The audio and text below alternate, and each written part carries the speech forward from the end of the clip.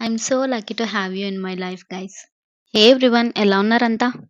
ఆగండి ఆగండి, పైన చూస్తే బర్త్డే అని ఉంది, నా అవతారం చూస్తే ఇలా ఉంది. ఏంటా అనుకుంటున్నారా? ఏం లేదు, ఈ ఇయర్ బర్త్డే సెలబ్రేట్ చేసుకోకూడదు అని చాలా గట్టిగా ఫిక్స్ అయిపోయి కాలేజ్కి యూనిఫామ్తోనే వెళ్ళిపోయా. ఈవెన్ న్యూ డ్రెస్సెస్ తీసుకున్నా సరే నాకు అవేవి వేసుకోవాలని కూడా ఇంట్రెస్ట్ రాలేదు ఎందుకో.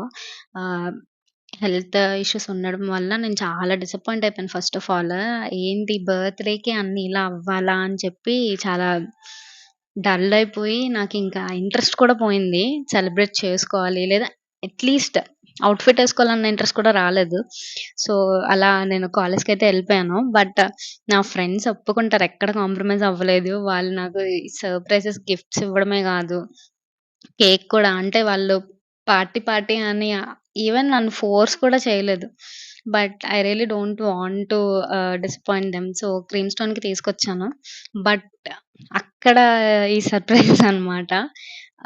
సో, ఇలా కేక్ అది కట్ చేయించారు. మమ్మీ కూడా వచ్చారు. సో, మమ్మీ అయితే కేక్ కట్ చేద్దువు గాని అని చెప్పాను. నేనైతే వద్దని చెప్పాను. బట్ నాకు కూడా తెలీదు మీరు కేక్ ఆర్డర్ ఇచ్చారని చెప్పి.